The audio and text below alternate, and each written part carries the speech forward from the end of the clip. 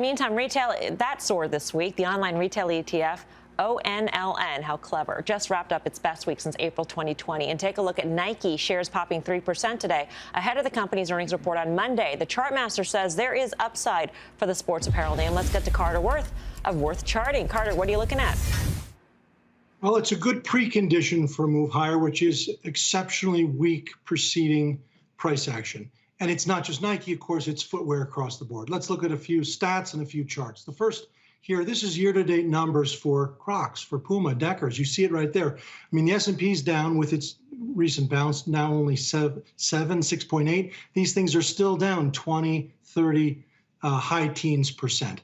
So the first chart, Nike, this is the, I mean, talk about a mathematically perfect 45-degree angle. That is the channel in which Nike has lived. It reached a low of 950 in the financial crisis low and hit a high of almost 180. And we've lived in that channel. Now, this pullback, take a look at the next chart.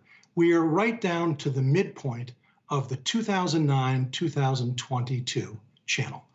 Does it mean you have to bounce here? No, but I think we will. Next chart. This is simply the current here and now. It peaked, it dropped 34%. And the question is this recent bounce enough to suggest that not only are those lows in, but there's upside? Final chart. So we know the high was 175 or thereabouts November 5th. The low was 116 on March 14th. You got a 4-month sell-off of 34%. And right now we're trading, well, are we going to get to 170? No. But can we get to that overhead supply? Yes, that's at 145. And so right now we're 131 and change, 145. That's another 10, 12%. And I think it's a trade one should be getting involved in. All right, Carter, thank you. We'll see you on Options Action shortly.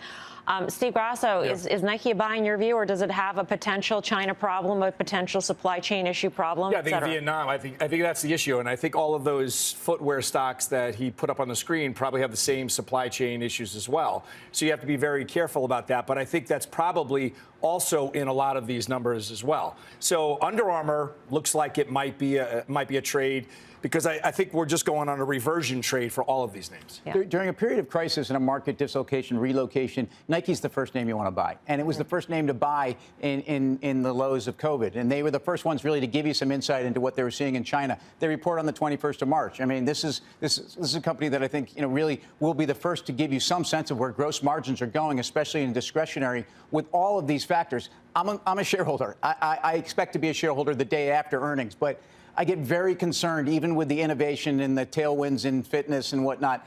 So much demand has been pulled forward. There's been so much pent-up demand. There's been so much discretionary free money thrown at the world. And Nike is one of the great beneficiaries, because you could be lower middle class, you could be middle class, you could be upper class, right, and you can buy a $150 pair of sneakers, and it can make your day. But how many sneakers do you need? Exactly.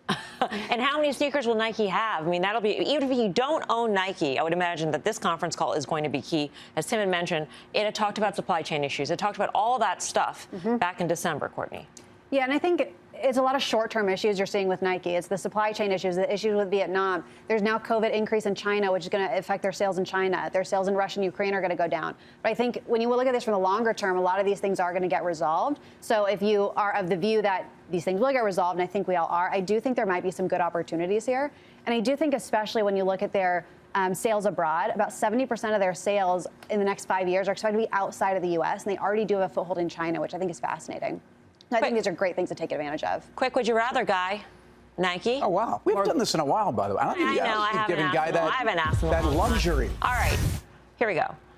More global Nike or more domestic Lulu?